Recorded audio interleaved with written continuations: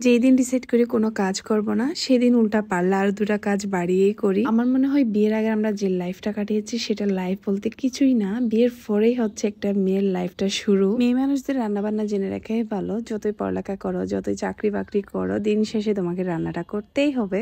আসসালামু আলাইকুম everyone, welcome back to my another blog. এগুলো অনেক আগের ভিডিও, আমি এতদিন পরে ছাড়তেছি কারণ এডিট করা তেমন একটা টাইম পাই না। আর এখানে দেখি চুলা আনতে বলছিলাম আর যে বাবাকে, তো এখানে আরেকটা বিচি নিয়ে আসছিল। এই বিচিটা অনেক মজা, আমরা ফেলু বিচি বলি, বাট এটার অ্যানাদার নেম কি জানি না। আর এটা খুবই মজা। দেন এখানে কিছু টুকটাক বাজার নিয়ে আসে। রাতে একটু রান্না করছিলাম, তো এখানে ডিম খাবে বলছিল, ডিম রান্না করব, ডিমের তেলানি যেটা বলে। ডিম ভাজতে গিয়ে ডিমের তেলানি রান্না করছি, আবার ডিমের তেলানি রান্না করতে গিয়ে বলছিল যেন একটু আলু দিই, সো আলু দিয়ে ডিমের তেলানি রান্না করব।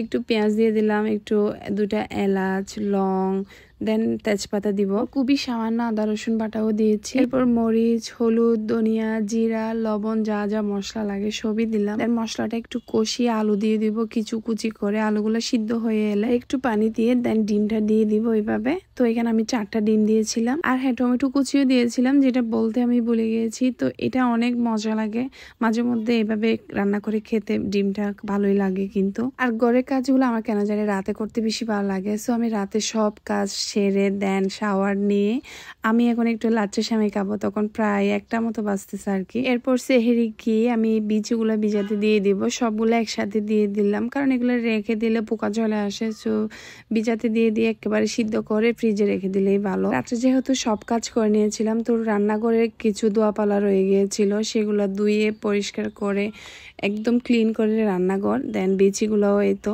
মোটামুটি ভিজে গিয়েছে। এরপর আমার একটু ডাক্তারের কাছে যাওয়া লাগবে কারণ আমার ইদানিং ব্যাক পেইনটা এত বেশি বেড়েছে। তো এই জাল আলমারিটাও পরিষ্কার করে নিয়েছিলাম আমি, অনেক দিন ধরে হিবিজিবি হয়েছিল, তো আজকে একটু ক্লিন করে নিয়েছি। এরপর ঘরের গুপ্তধনগুলো একটু পরিষ্কার করে রাখছিলাম, একটু ময়লা হয়ে গিয়েছে এই জন্য। তো বালতিগুলো আমি প্রায় সময় পরিষ্কার করে রাখি। এখানে হচ্ছে টুকটাক ঘরে যা যা লাগে সেগুলো রাখছিলাম আর কি। ঘরের সব কাজ ক্লিন করে যদি বাইরে যাই তাহলে এত বেশি শান্তি লাগে। যাই হোক, আমার ইদানিং ব্যাক পেইনটা অনেক বেশি বেড়েছে, না বসতে পারছি, না হাঁটতে পারছি, না দাঁড়াতে পারছি, এরকম একটা অবস্থা। ডাক্তার দেখাবো ভাবতে ভাবতে সেদিন ফাইনালি অর্থোপেডিক্সের একটা ডাক্তার দেখাতে গিয়েছিলাম। হসপিটালে যেতে যেতে ডক্টর নাকি একটা ওটিতে গিয়েছিল, সো অনেকক্ষণ বসে থাকা লাগছে, প্রায় 2.5 ঘন্টা বা 3 ঘন্টা বসে থাকা লাগছে। তো এখানে 2টা মেয়ে বসেছিল, ওরা এসে আমাকে এই ফুলটা দিয়েছে। ডাক্তারের কাছে এতক্ষণ বসে থাকা আসলে বিরক্তিকর, কি করার, কিন্তু আমার মাস্ট সেদিন ডাক্তার দেখাতেই হচ্ছিল, এই জন্য বসেছিলাম অনেকক্ষণ ধরে। এখানে ইলিফ মোবাইল দেখছিল, তাই এই সবগুলা ভেবে এসে তার পাশে বসে মোবাইল দেখছিল। আমার বাচ্চারা বরাবরই একটু বেশি দুষ্টু। দেখেন ছেলে কি দুষ্ট ছিল, মেয়ে তো আরো বেশি।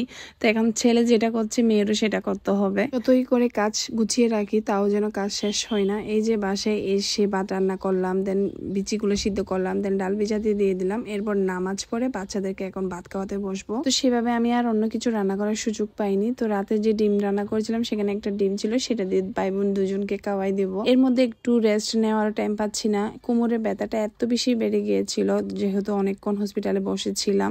এই জন্য বাসায় এসে আমার তার বেশি ব্যথা বেড়ে গিয়েছিল, অনেক বেশি ব্যথা করছিল। তাও কি করার, এই কাজগুলো যে না করলেই নয়। এরপর টুকিটাকি কাজগুলো সেরে নিচ্ছি। তো আমি এখানে বেসনগুলো মেখে নিচ্ছি। তো বেসন মাখার সময় আমার অনেক বেশি খারাপ লাগছিল, তাও কি করব, করে নিচ্ছি। মাথায় আসতেছিল না যে না বাইরে থেকে কিনে এনে খেয়ে নেব, কিন্তু না, এই কাজগুলো আমার করতে হবে বলে আমি করেই নিচ্ছিলাম। পরে আবার না পেরে শুয়ে পড়ি, আমি বলছিলাম আমার দ্বারা সম্ভব না কাজ করা। দেন এই জেলটা দেওয়ার পর একটু বেটার লেগেছে। দেন আমি যেহেতু সবকিছু প্রিপারেশন করে রেখে দিয়েছি, ভাবলাম সবকিছু বাসায় বানিয়ে নিই, যেহেতু আরাজের বাবা বাইরে খাবার তেমন একটা পছন্দ করে না, বাসাগুলো খেতেই পছন্দ করে। যেহেতু আমি সব মোটামুটি প্রিপারেশন নিয়ে রেখেছিলাম, তো আরাজের বাবা বলছিল আমি রান্না করে ফেলি। আরাজের বাবা কিন্তু খুব ভালো রান্না পারে, তার রান্না কিন্তু অনেক মজা।